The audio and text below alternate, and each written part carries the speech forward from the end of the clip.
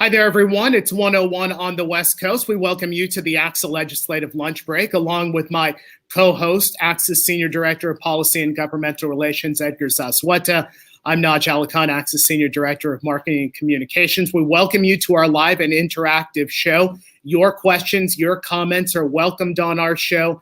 Tell us where you're at watching so we can say hello to you. Edgar, how are you today?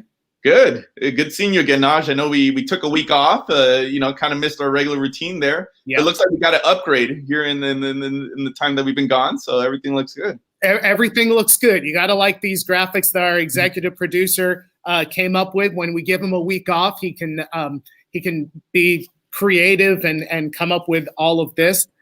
We've got a big show for you today, folks. And again, we want you to jump in with your questions and comments. We'll say hello to some of our viewers out there today. Scott Smith's coming in from ABC Unified, and Cheryl Quinones from South Bay, Gary Reller from Riverside, and of course Lisa Salas Brown and Holly Eads and Muhammad Warad, our loyal viewers. So we welcome you to the show today.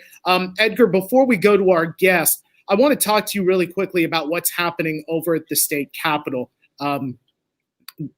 Obviously, there's going to be a shorter floor session that we're talking about that starts next week, fewer pieces of legislation. And now we're starting to hear some discussion about trying to get the governor to have a special session. Can you just give us updates and maybe what a special session might mean?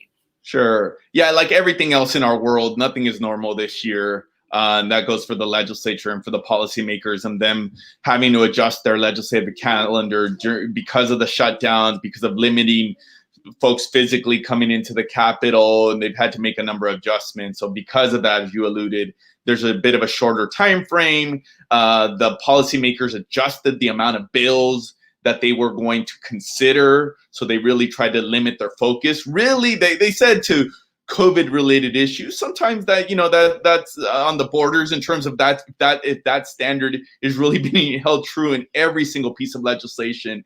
But some of the big things right now that are getting their attention, aside from just the regular bills that they always consider at this time, it's obviously the COVID-related pieces that the legislators put forward. You alluded to a special session. So already, as we enter this next year, there's some considerations about what are we going to do long term in terms of revenues? What are we going to do as it relates to schools, as it relates to other parts of the state government? I know some of our partners in the California Teachers Association and some other partners are thinking about some revenue proposals. There's obviously some revenue proposals on the ballot for this November. So some of this isn't going to be resolved here in the next couple of weeks. This is why there is some talk potentially about having a special session, which essentially means the session typically goes from January to either end of August or mid-September, depending on the year. This would essentially mean they would bring the legislature back to address any issues that they didn't get to during the quote-unquote regular session. Mentioned COVID-19, so that takes us to our guest today. There's a story that's been published in a new initiative over in LA Unified that they're going to slowly begin testing all students and staff periodically for COVID-19, mostly to study the prevalence of COVID in the community. They're going to administer these tests at 42 regional sites. 2 labs will be doing the testing, and we've been told the estimated cost about $150 million. So there is a lot to unpack with this story and a lot of information out there that could benefit school districts statewide. And so we are honored today by being joined by Austin Beutner, the superintendent from LA Unified. Austin, Naj Edgar, Edgar Zazweta, thanks so much for being with us today. Thanks for having me. Pleasure to join you from Manchester Elementary down here in sunny Los Angeles. Home of the Tigers. Home of the Tigers. Once a Tiger, always a Tiger. Hey, the governor has talked so much about using data and science to make COVID-related decisions, whether we're talking about stay-at-home order, schools being open or closed. Let's go back to March. Tell us about the steps to get to the point where LA Unified is prepared to launch this initiative. Sure. If you go all the way back to March, what we've had to do is probably expand the boundaries of what typically a school system or a school district does or a school does, because so many of the challenges society faced present themselves in school, including those related to COVID. So since March 13th, we have provided a safety net for children and adults in our community. We have passed 54 million meals today. We're running the largest food relief effort in the nation, no questions asked. We have provided 500,000 students with the device they need and made sure they had internet access. About a quarter of our students when we started this journey did not have broadband or the internet at home. They couldn't afford it. So we've gone to extraordinary lengths to find that, buy that, and provide it to our families and students for free. We trained 35,000 educators in online education without missing a day of school. Particularly proud of that, because we wanted to keep students connected. We didn't think we could take a 10-day, 2-week break because we wanted to keep everyone connected. We offered summer school to all of our students for the first time ever. We reached out to PBS, created student-centered learning shows, which I'm delighted to see about 200,000 people watch each week in Los Angeles. I'm hearing lots of families watching with children, which is kind of cool. That content has been adopted by school districts in more than 30 other states. And now here we are looking at COVID and what to do. And since March, when the head of the World Health Organization told us pretty clearly, test, test, test, that's the way to get ahead of this so you can isolate it and control it to a certain extent. We've started advocating for it. And so much of the narrative to date has been around the health practices, which we all know are needed. Wear a mask, stay apart, sanitize. We're electrostatically cleaning every one of our classrooms, which means you take an ionized mist of disinfectant so every surface is cleaned. We have changed the air filters in this room I'm in every classroom from a MERV 8. We went right past 9, 10, 11, 12, all the way up to 13.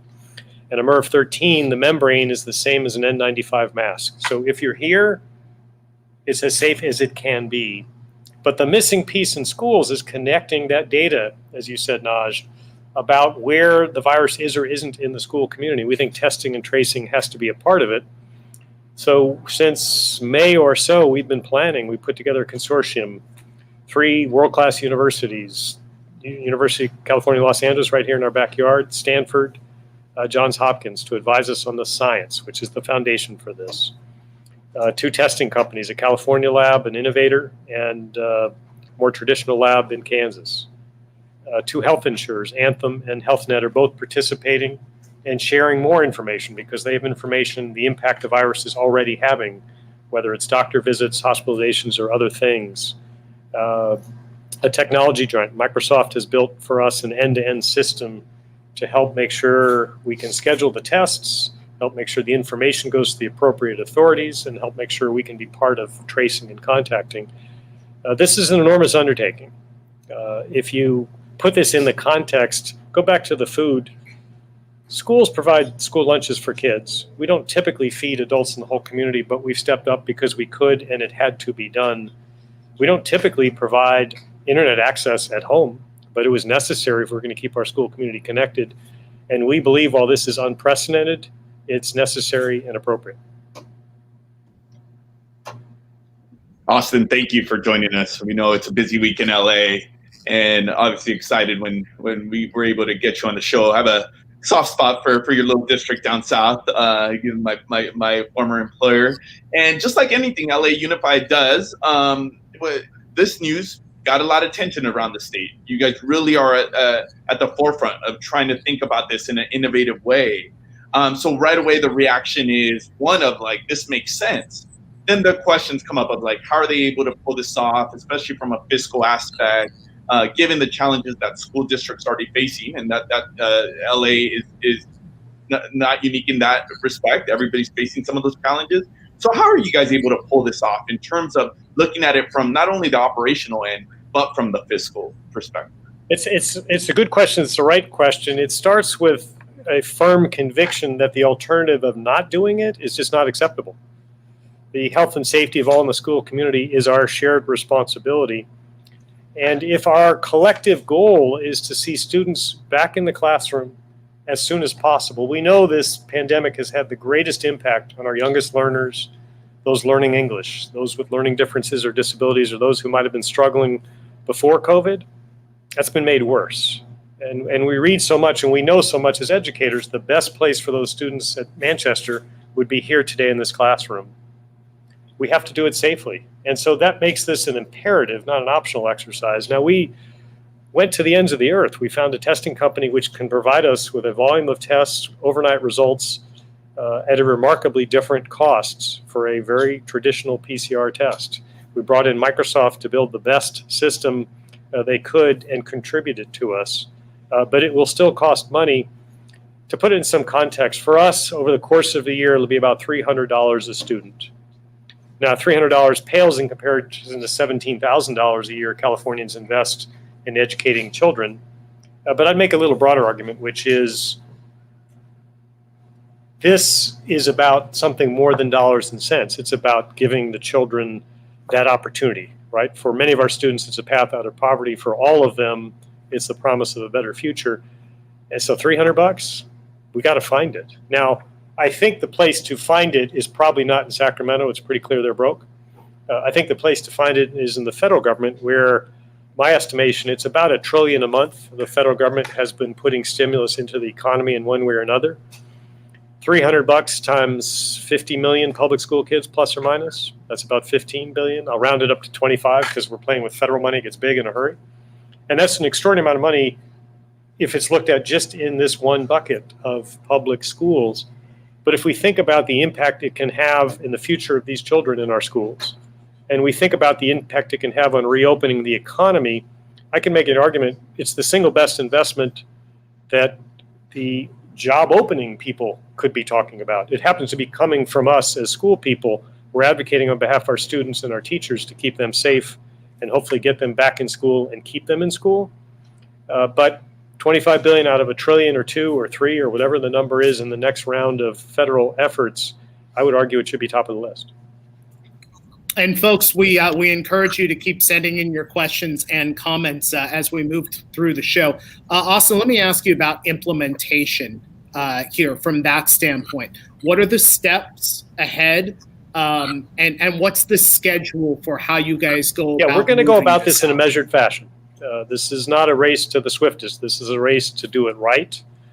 So first, right now, this week, we are training our testers and our contact tracers. Our testers will be principally our school nurses. They're trained professionals. We will equip them with the best world-class equipment to keep them safe. We'll emulate what's being done in other testing scenarios. So it'll be outside. It'll be a special lane if you think you have symptoms. It'll be a different lane if you don't think you have symptoms.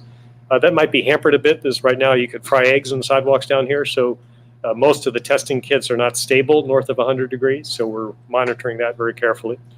We're training our contact tracers. We have an all hands on deck approach. So everyone who is on our staff, on our teams, if you came with here to me, you'd see right at the front desk, you'd actually see a bus driver today, because everybody all hands on deck in schools supporting students and direct instruction. And you'll see the same approach to our contact tracers.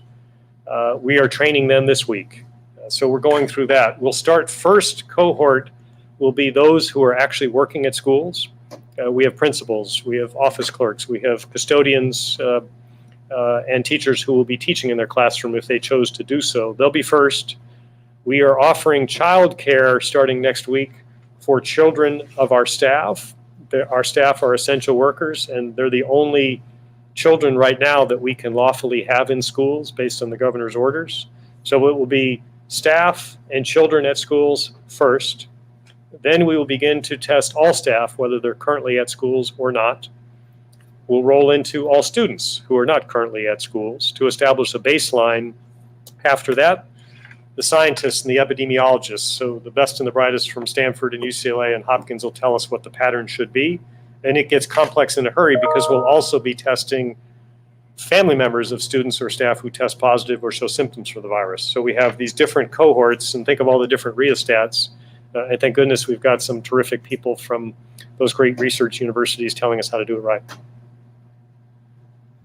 Austin, so obviously what you guys are doing is getting a lot of attention, and folks do are, and you referenced the state doesn't have many resources, but I know the similar call about that there should be a role for the state in taking some of this on will be something we'll have to think about, right? In terms of long-term, even that you're right. In terms of investment, that's one thing, but in terms of what's the right thing to do how to best get out of this pandemic, I think you bring up a good point. Aside from the negative and the positive, the positivity rates that we're going to learn, what else do you think will come out of just the data that we're going to get? Yeah. I think that, first of all, we'll be very soon with the best database of the prevalence or absence thereof of children in the world. We will be testing symptomatic and asymptomatic children in scale in the not too distant future. As importantly, I think this set of information, the health insurer information, combined with the testing, combined with what the research universities are doing, will better inform all of us, because we are in this together. It might become a strategy that could be adopted by other school districts or other communities. It might inform research. It might inform testing. We've already been contacted by several companies who are in the front lines of innovating new types of tests, where they'd like to become part of this effort and see if we can have some of our school community part of their test panels, not to sort of an A/B, if you will. We'll use a PCR and we'll test their test alongside, and we'll see in real time what it means. I also hope this provides a baseline to keep children in schools. I'm still struck by so many stories we see of an occurrence, let's say in a middle school, one child by lunch, everybody's gone home, nobody's going back because they don't know how the child got it, how the student got it, where they came from, where they were the last 2 days. The difference in a school system like ours, as everyone on this call understands, is we know how people are connected. So our ability to place that child in a 5th grade classroom with her 10 classmates, teacher and the teacher aide, we know where they were. We know which bus they came on if it was our bus.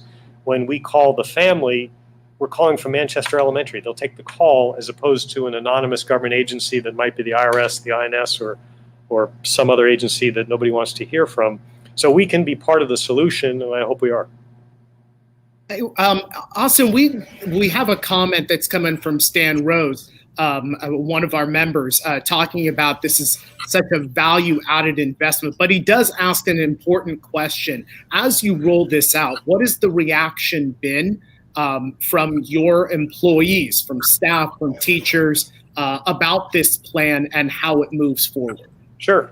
We had a little bit of a hint before we started. We have surveyed and listened to our employees since March about their concerns about school safety. We surveyed quite extensively late in the summer to see which of our colleagues wanted to take advantage of childcare in a school setting. And of those who participated, 88% said they would feel safer at a school if there was testing and contact tracing. And that support, I believe, has followed through since it's been made public, whether it is our teachers and nurses, UTLA representing, working right alongside us as partners in this, showing how it can work, whether it's SEIU, our classified members being retrained to become part of this effort, whether it's Teamsters really talking about the broader mandate of how this is setting a new standard for all employers to think about how you keep a workforce safe. So we've so far had great support of our partners in labor and the colleagues who work in schools, and I think they see it, which I hope they do, as a demonstration of our commitment that the health and safety of all in the school community has to come first.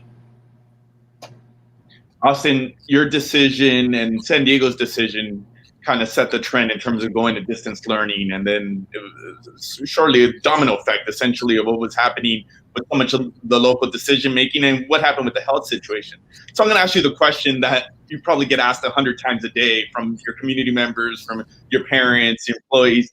What do you see, like crystal ball? And I know it's dangerous to even go down that path here right now, given how fluid the situation is.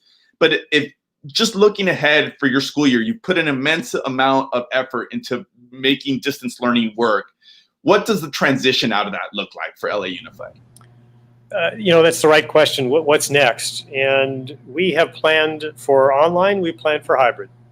We have to start online because in Los Angeles, we look at a couple metrics, and the scientists help us interpret those metrics. Right now, we're about 250 cases per 100,000 residents. That would be well above the state standard of 100 to think about reopening. To give you some frame of reference, San Francisco is around 100.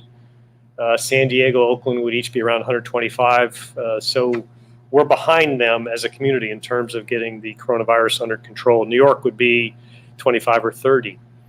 The other point of reference would be the portion of those testing positive, those who take a test today, what portion test positive. California guideline is 8%. World Health Organization is 5%. New York State is 5%. The city of New York is 3%. I think those numbers are more debatable. It really depends a lot upon the volume of testing and which individuals are taking tests. As we start testing and scale, we might actually move that number because of the volume of testing we may be doing. But if we track the cases, I think that's going to be a leading indicator for all of us when it may be possible. May means you have a health and safety plan in place, all the practices we talked about. And at least for us, we're going to have a strong baseline of information about testing and tracing to go with it. Awesome. We just got a question from Melanie Utler, and I was just about to ask you this question, so it works out. Other districts, no matter what the size of those districts, what can they learn from this initiative, and what steps do you think they can do to maybe start thinking about this type of thing in their community? Sure, it's a good question. Well, we hope to share what we learn in real time along the way. I provide weekly updates to the school community, and a part of that will now be this. We talk every week about that 250 level, and it was 350 2 weeks ago, and so on. And we will share information about this. It might be a good idea to come back with ACSA or other great organizations to have more forums to talk about the steps we're taking. And we will have bumps along the way. This hasn't been done before. The tests might be late. We might not be able to contact families. There might be days when it's 110 in the parking lot and you can't test. So things are going to happen, but we hope to learn from those, and we're going to share the learnings with a goal that this could become a model. We might prove that it doesn't make much difference. I don't know. I hope not. I don't think that'll be the case. But everything we learn, we're going to share. That's also something that each of the research partners are excited to do, whether it's Johns Hopkins, UCLA, or Stanford. They'll be publishing along the way in real time, so our colleagues in other school systems, school districts can join us. I think the most immediate thing we can all do is fierce advocacy, both at the state and federal level, because I believe we're all struggling with the same set of broad issues, which is we don't have adequate funding. We don't have adequate funding because of class size, and we knew that before this all started. We don't have adequate funding for the cleaning and the social distance practicing and everything else. We don't have adequate funding when we feed hungry children and adults.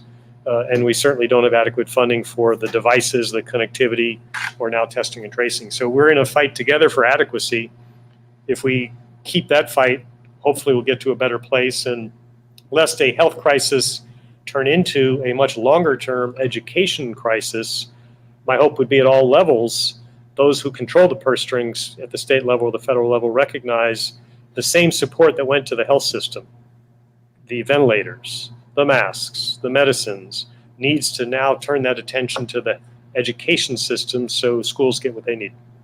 Hey, Austin, before you leave, and I know your great comms team is getting ready to pull you out of there because I know that ABC 7 and KNX Radio are right over there with you. Well, more important, I'm joining a 5th grade class. That's really Hey, you know, no matter what it is, you came in with the mask. I believe it's a Dodgers mask. Edgar is a big Dodgers fan. I'm a San Francisco Giants fan, so we could get into that debate. But I'm wondering if at Dodger Stadium you have one of those cardboard cutouts. I don't. My wife has been itching for me to get one for the family, but we just gave a different donation somewhere else. But we watch regularly. We're Dodgers fans. I'm sorry about the Giants this year, but yeah. At least those in the Bay Area can root for a California team in the World Series from Los Angeles. I've been saying that my cardboard cutout at the Giants Stadium is watching some really bad baseball this year and is stuck there until the very late innings. So what are you going to do? Well, you know, if you'd like to, there's still a chance to come on in and join there's still room in the outfield there in Dodger Stadium. Yeah, whether we want them or not, but they're Austin Beutner, the superintendent from LA Unified, talking to us about that new initiative on COVID-19 testing. Austin, we know you got a busy day. Thank you so much. It's been an honor to have you here. Appreciate it. Thank you. All right. And you know what? As we come out of that COVID-19 discussion, I want to let you guys know about the ACSA Resource Hub. You can get there through our website. You can get there by putting in content.acsa.org. We have lots of COVID-19 related content on distance learning, nutrition, transportation, certainly stuff you don't want to miss. Also, Edgar, one thing that we also added in this week, and it's from Campbell Unified, about power outages and distance learning. Obviously, with rolling blackouts, with this heat that we've had, now these wildfires. Campbell Unified has come up with an entire infographic about working through some of that. So that's definitely information that our members can use. It's on our Resource Hub. Edgar, before we go today, as we are coming close to the bottom of the hour, anything that our members should know leading into next week at the Capitol with that shorter floor session, and any advocacy that might be important as we move through these next few months and try and push for special session? Well, Austin set us up there talking about the need that schools have. Like we've been saying a lot over the last 6 months or whatever it's been, schools were challenged before COVID-19, and this has only exacerbated the situation. So I think we beat this drum all the time, but just really telling our story, telling your story of what schools are really facing right now, and not letting the policymakers take for granted what those challenges are. Also, some of those successes. I mean, I hear what LA Unified's doing. I look at the chat room. I hear from our members. You talk about that resource hub. We have so many examples of just the great work that are not only our administrators, but their teams, our educators, combining with our parents. And I think we just have to continue to go and tell that story to those making those decisions, that this doesn't happen without resources. This doesn't happen without support. You know, I mean, I think we can all agree that there are many people who don't necessarily agree with some of the things that are happening in public education, but we're looking through the comment section throughout, and the number of people that are very, very interested and very positive about this this initiative at LA Unified. I mean, this is a big deal, and definitely could have an impact for districts statewide. So I'm going to be very interested to see how this moves forward.